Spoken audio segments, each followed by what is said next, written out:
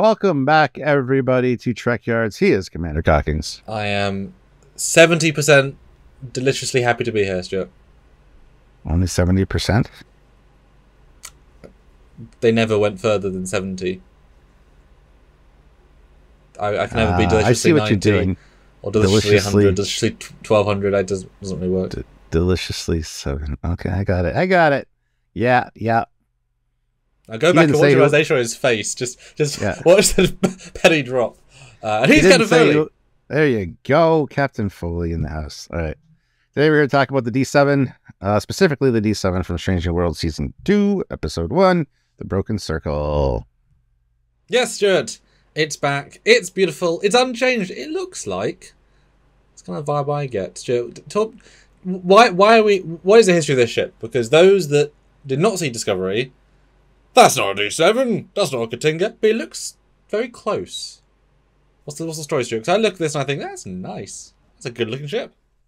Well, Discovery was a bit of a problem because they had said there was a D7 and they said it was a prisoner ship and it looked nothing like a D7. And that was in Season 1 with Lorca. And then, everybody complained. And eventually Ryan Denning designed the D7 for Season 2. And when it appeared, we were ecstatic. We first saw it as a hologram represented, in the, and then we saw it on screen and it looked great. It's very much more detailed than a D7. D7s are quite smooth and simplistic. It feels more in line with a Katinga, but regardless, it was more of the D7 that we were looking for than opposed to that first thing that was in Season 1, which looked nothing like anything. Or any of the ships, of course, because some of the worst ships in Trek history are the Klingon ships in Season 1. So we're never going to see any of them ever again. They're awful. They couldn't even sell them on Eagle Moss. That's how little people cared and wanted them. I remember there was a sale at like 80% off at one point, or buy 3, get 12 for free. Like some ridiculous sale, and it was all the Klingon Discovery ships, so just couldn't sell them. Because of course you couldn't. Now Ryan Denning we've met, both at a UK convention, and I didn't have a model of this, so I did a Katinga render for someone else. And he was cancelled, so I had a Katinga render, and Ryan redrew his ship on top of my ship render and then signed it, which is a pretty beautiful thing to do, so thank you, Ryan, for that. And we said to him, it's a very nice D7. The weird thing is the nacelles, but also, that's the unique thing, the nacelles. However, Stuart, this episode kind of makes the nacelles work a lot better. Please talk about what happened, because currently they're kind of big and bulky and a bit over the top, until they transform, sort of. Yeah, they pull an Optimus Prime, and basically they get ready to fire the disruptors, which coming out of the nacelle tips has kind of always been a thing until it's not, because sometimes they're up higher on the wings. However, I have no problem with them coming out of the nacelles, and for them to actually do this transformation to get ready for it, I think is very cool, and I wish we would have seen them fire. We don't see them fire, unfortunately, but we do see them get ready to fire, and that gives me hope that eventually we will see them firing at something. So I thought that was a cool addition. I want to get your thoughts on that for sure, because I know the disruptor placement or points on the D7 and the Katinga, we've had discussions about this before. So what are your thoughts? I've also been asked to render like 7 different D7 designs, 3 of which I've designed myself, and I've always had to place where things go and why. So it's been a thing I had to deal with. I don't know if that was intentional from Season 2. Ryan may have had the idea, but it didn't come across.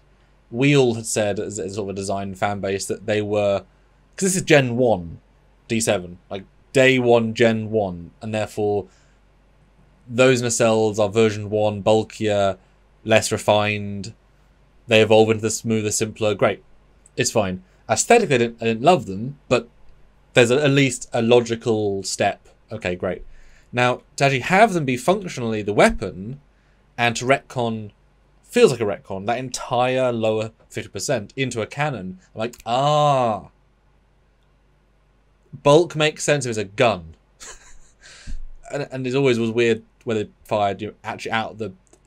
There was nowhere they actually fired out of in TOS. So having them come down, it's kind of fun. It actually kind of works for me. And it makes, we like logic, right? We like an appreciation of this makes sense. It'd be fun to see this design stripping those now cannons off and see how it would look without them. A la just more of a TOS vibe. I think would then generate that more of a TOS vibe. But yeah, I'm actually pretty happy with it. Look cool. I certainly wish they fired as well. But to give such a classic hero shot, and with the, as I'm looking at it now, with the pylons being so faithful and the shape being so faithful, as soon as you turn on that, you're like, oh, that is a D7. It's probably the only ship in Stranger Worlds that is almost identically, proportionately, aesthetically there, with a slight twist. The Enterprise is a bit more different all over the place, right? Like, there's no angle that feels like, oh, that's just a Connie. There's always a bit too much. This was so faithfully, yes, good job, right? So I was actually really pleasantly fine with it. And just as a D7, I think it's tremendous. And like I say, you could justify not having those nacelle cannons or even simplifying them, you know, redesign them to be much smaller for Gen 2 and then TOS ones. I'm yeah, all for it.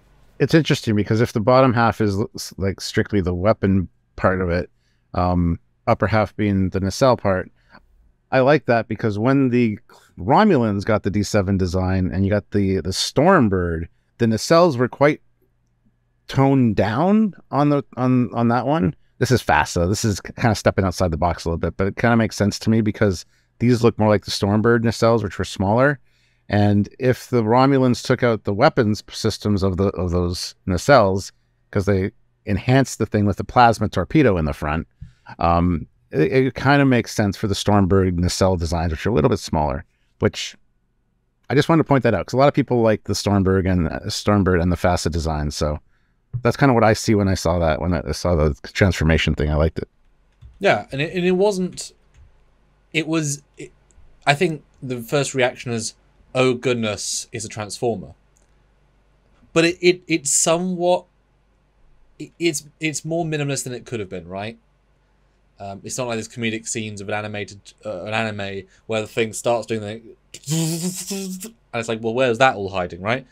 There was a certain groundedness to it that I appreciate. No, I'm all for it. I really have said this now. Klingon makeup breakdown.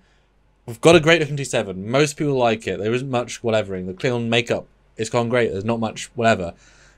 You've earned some Klingons, guys. They are the TOS antagonists. And if you're in a Cold War, you can have scenes that aren't quite shooty, that aren't quite just being the baddies, right? This was, you know, they went and had drinks with the guy. Excellent.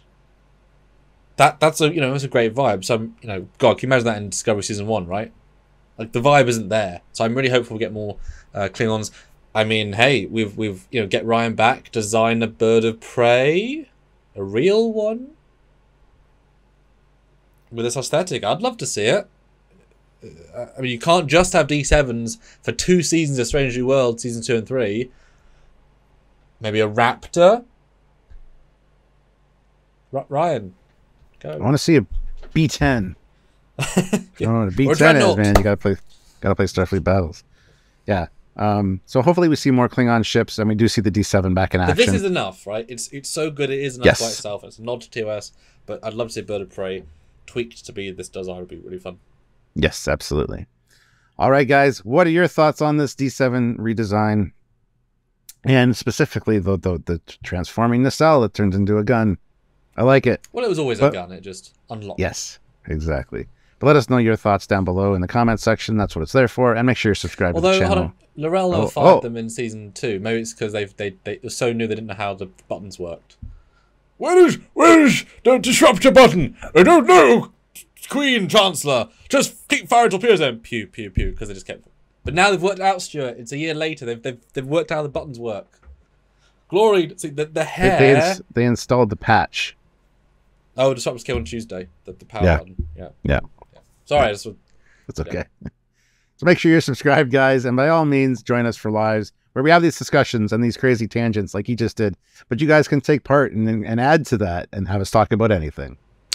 And if you want to support what we do here every single week, you can. And there's a laundry list of ways. Monthly, Patreon, every single month. Any amount helps us tremendously. Or join the channel, select a tier, be part of the channel with a little badge, and all part of the Trekyards fleet. We love it. We thank you in advance. Or single donations at trekyards@hotmail.com. That is the PayPal. Or super thanksing is like a super chat, but not. but it says the word super in it, and it's still on YouTube, so we associate them, but there's a different thing. That's what any video, Stuart. Like, if you're in 2063 and you say, I liked those boys, what they're doing now, and that we're still making videos, maybe put a super thanks on this video, just for us, right? Ye old Stuart and middle-aged Sam. Thanks in advance. And hello, future us. Hello. All right, guys, that's it. So we will see you again next time. Until then, he is Commander Cockings. It's kind of funny. Bye, guys. Bye, guys.